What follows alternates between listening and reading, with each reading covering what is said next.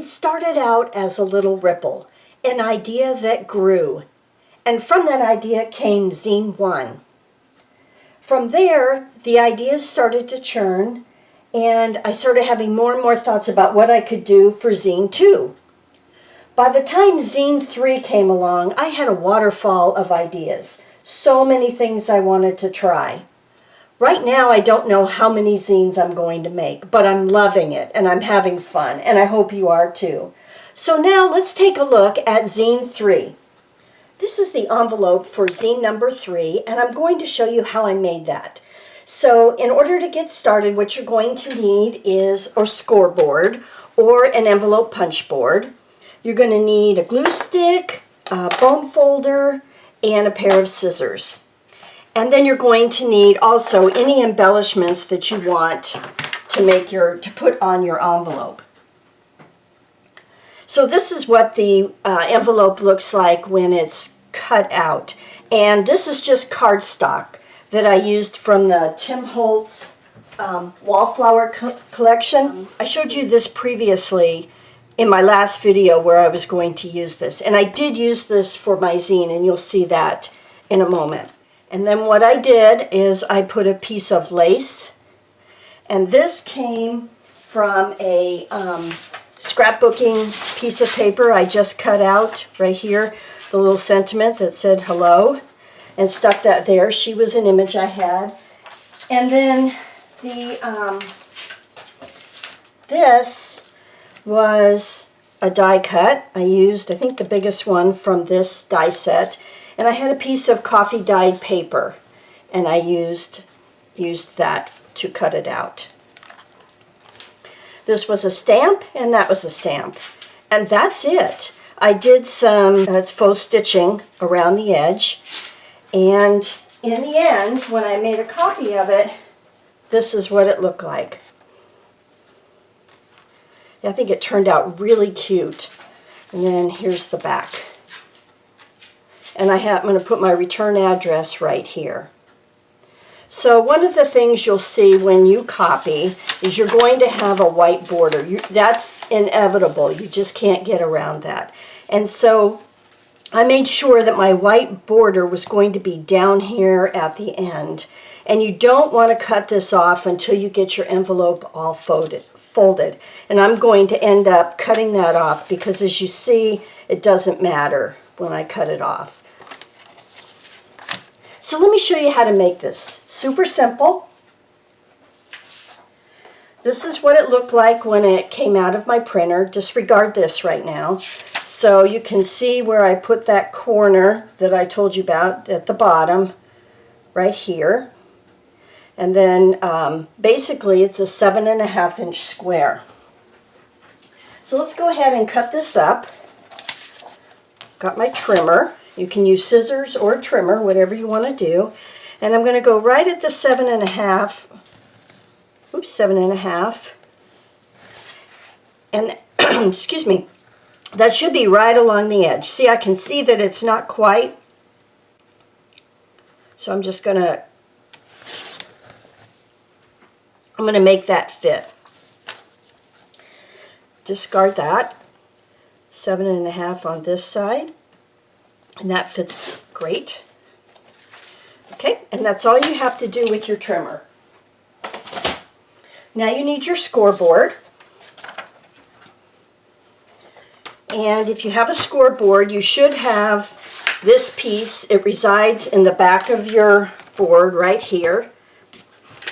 And just go ahead and slip that on.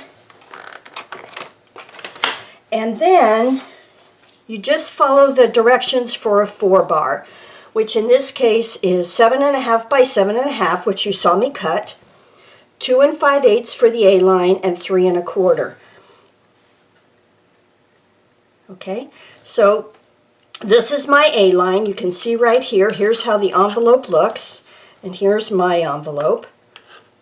And I already have my score marks on here from when I was designing the envelope. I needed to have my score marks so I could figure out where to put things. So they are visible on here, so that's a little bit of a help too. So 2 5/8, and I just excuse me, I just do both sides at the same time. And 2 5/8,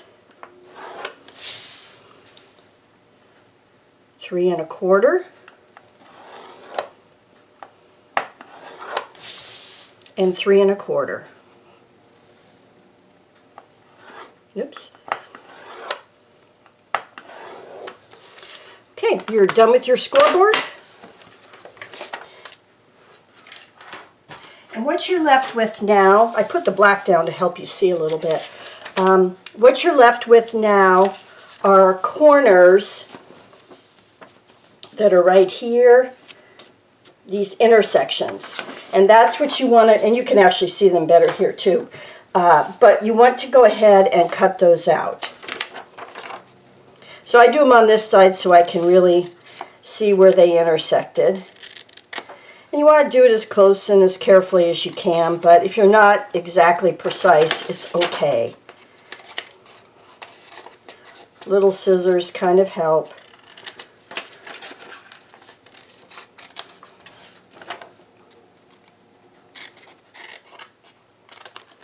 All right, so that's done. Now comes the folding. This is where you want your bone folder. So I fold, and you could fold it up. That's the bottom.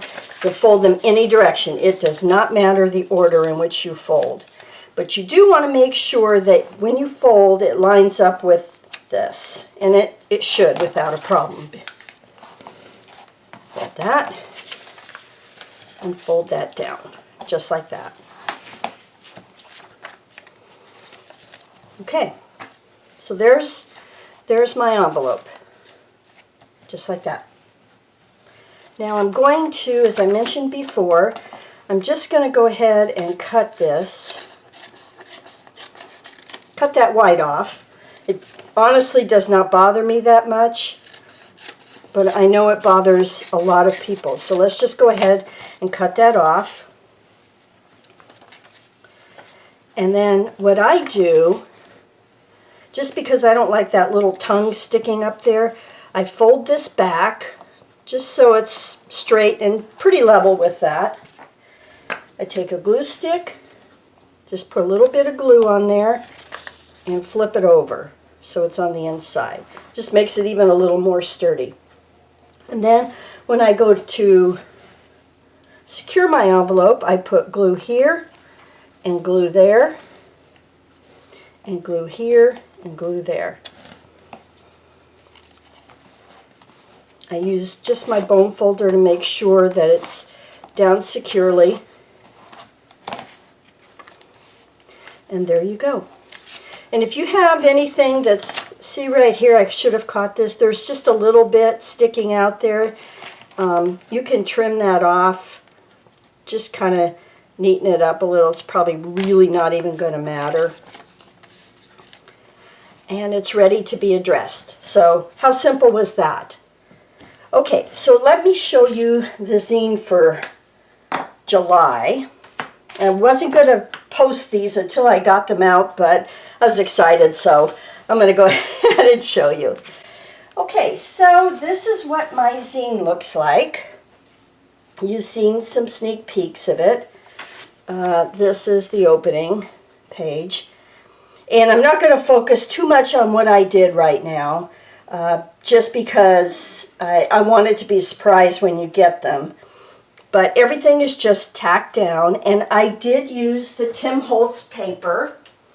And let's see, I'm not sure which one it was, but it was like one of these is what I used, so that you had a variety in the background, which it really worked out great. You could have used any of these in here. I think they would have been perfect. I think this is the one that I used. So you can see how that, when you fold it like this, it's just, it makes it, it's great. I love it. So any scrapbook paper will work. This was cardstock weight, which you know how hard that would be to fold. But I didn't fold it. I just put it on my scoreboard, as I told you in the other video. I just marked it at down the center, in half, and in half. And I had my 3 sections that I could use, or my 4 sections that I could use on each side. And I went ahead and decorated them.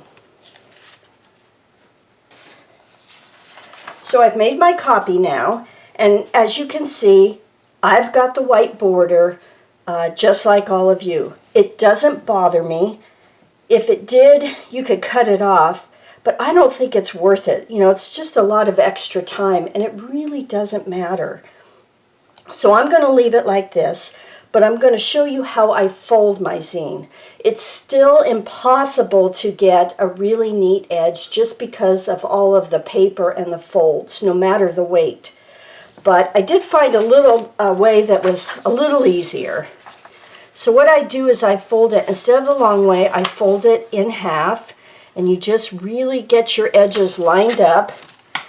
Take your bone folder, and this doesn't have to be a super sharp crease at this point.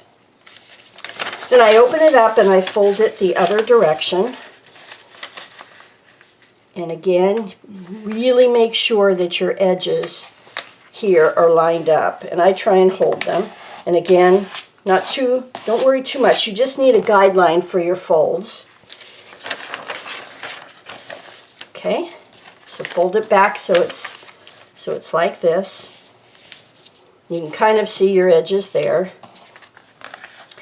And then fold it in half again. And I tried standing this up to see if that would help. It helps a little bit, so you could do that, but I think right now just fold it like that. Sometimes you have to get your bone folder in there to make sure you get a crease. Okay, so let's go ahead now and cut this.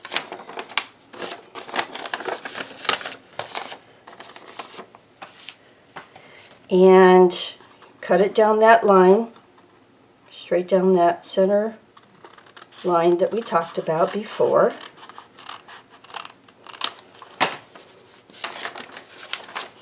Okay, there we go. Now, I have something I want to show you, because I thought about doing a tip-in, and I decided I didn't want to do that. But you know this little strip that what you saw when I did the envelope? Well, I did something with that, so let me show you. I cut it out, so I had measured this previously. So my piece was like this. I cut it, I think it was 2.5 inches. Then I had this frame, doodled frame that I wanted to put on, a paper clip, and then I have a heart that I have a template for that I used. So I always keep this heart template around because I like it. So I cut that out of paper, and then I put it on my copier, and you saw how I copied the envelope. And if you noticed, right along the edge there, I had a piece that was turned upside down, and it was this one. So then it comes out like this, and what you want is, this is where your fold is going to be, so you note that. And then I have about 1.5 inches there. And what I'm going to do with it, so here's our piece. And I put a ragged edge along there. I just didn't want a straight piece. And I'm going to take this, I put some, this Tombow adhesive. I just put a couple strips of that, and I folded this so it was easy. And what I'm going to do is stick it right in here, just like that, and then I'm going to fold it down like that. So then you have, when you go ahead and fold this all up, you've got this fun little flip. So let's fold this.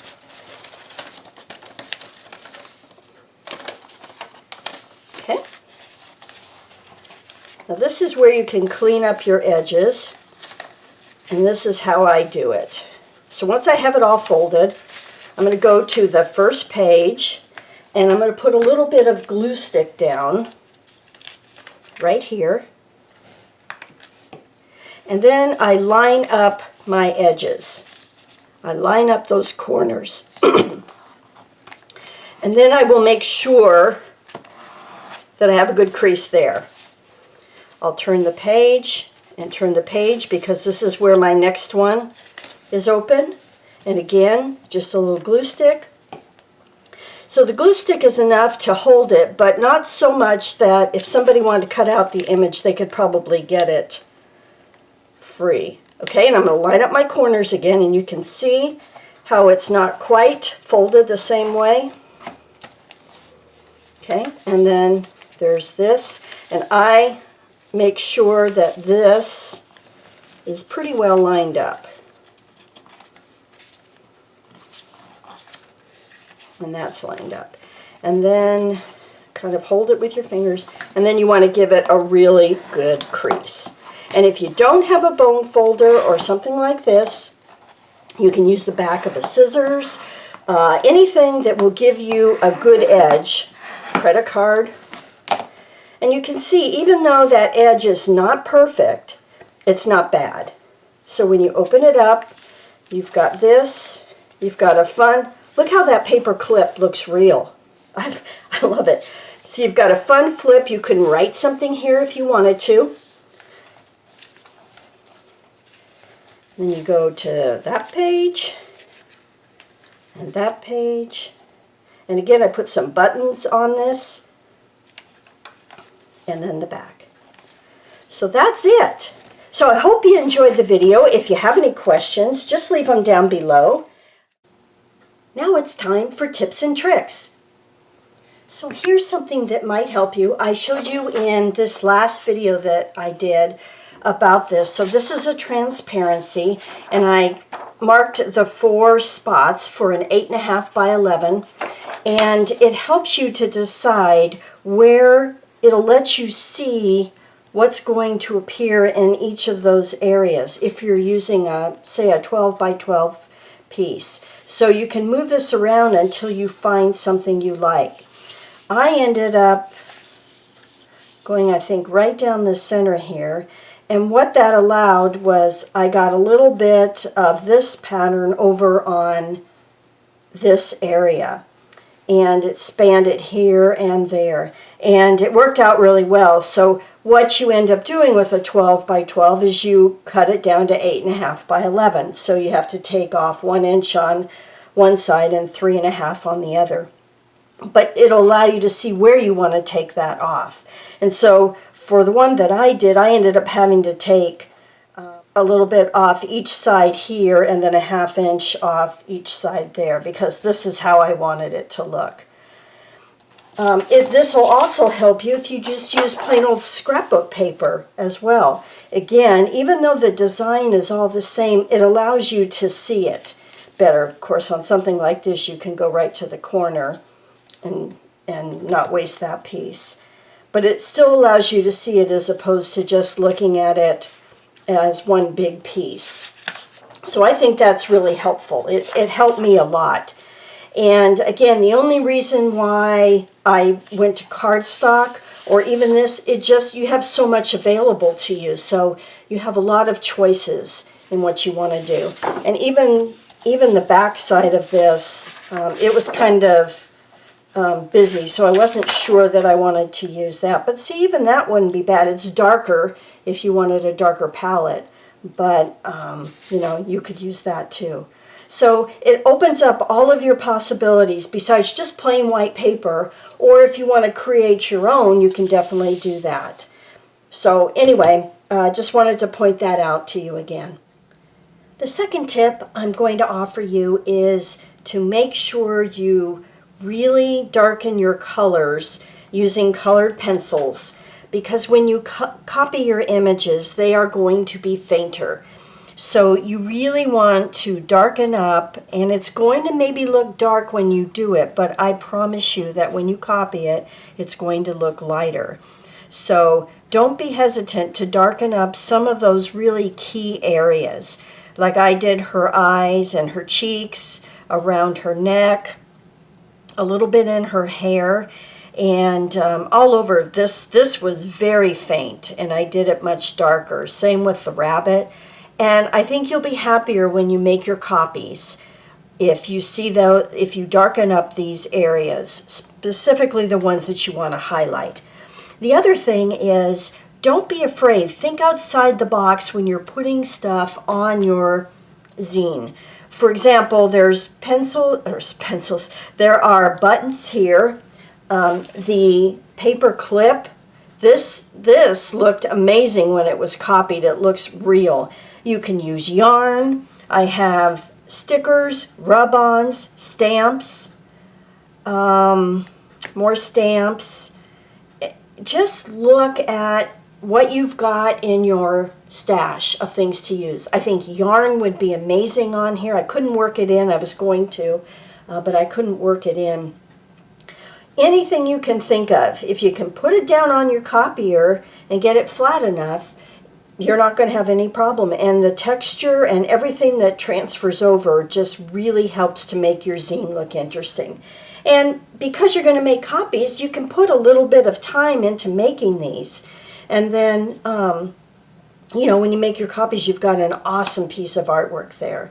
So once again, I would encourage you not to go ahead and do any folds. Just mark your paper so you have your guidelines of, just score it where everything is going to go, and then don't cut it. You don't need to do that. You can do all of your cutting and scoring on your copies, and because you're going to have to do that anyway. So I think that's it for now. If you have any questions, leave them down below, and I'll see you on the next video. Bye for now.